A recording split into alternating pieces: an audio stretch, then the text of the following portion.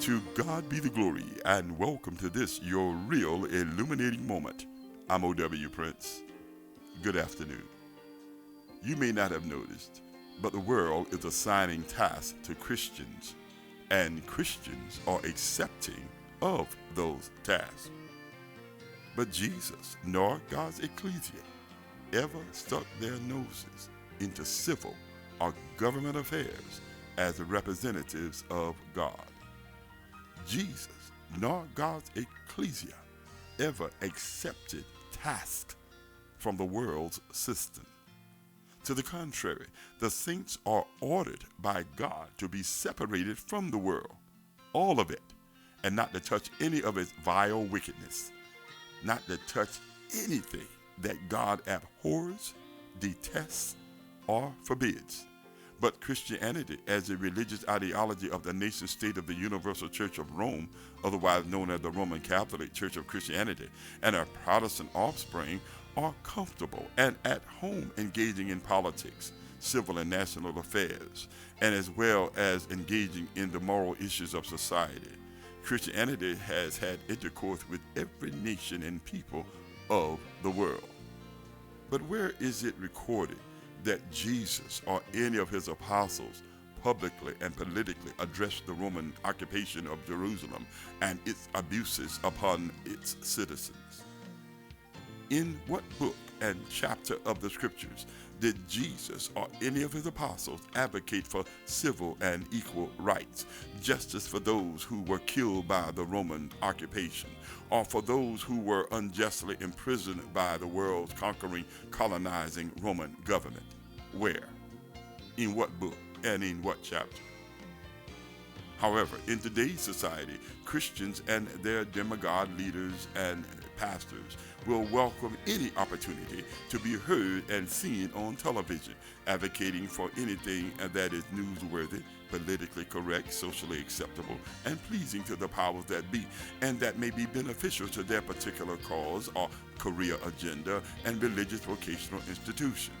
Everybody looking for their 5 or 10 minutes of fame. Where in the Holy Scriptures did Yahweh give permission for any truly born-again saint to speak on his behalf or represent him and heaven in the matters of mankind, man's nation, man's atrocities against man, or any of the world's systems, or any of the world's fake moral issues? Where?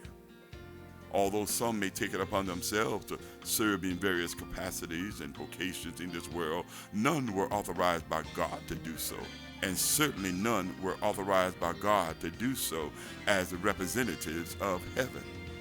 Unless you are identifying sin, teaching and evangelizing the lost, rebuking and correcting believers, or calling for repentance as Jesus and his apostles did, what business is it of yours what the world is doing?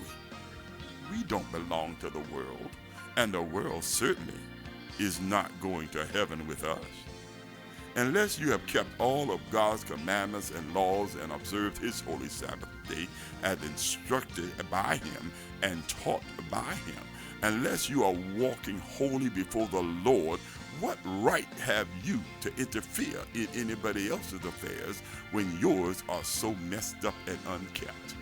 How can you correct anybody when you stand in need of repentance yourself? How can you remove the speck out of the world's eye when you have a beam in yours?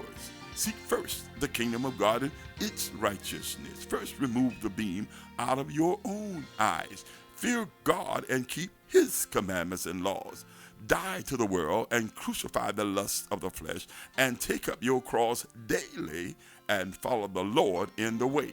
Your hands will be full enough accomplishing these things that you have not accomplished, so that you will not be so distracted with the world's systems of wickedness. What time have you to spend on the world's wickedness when you haven't conquered your own? I'm speaking to God's sheep and not to the world's goats. So let there be no confusion. I may not be speaking to you. things are never going to be right and just down here.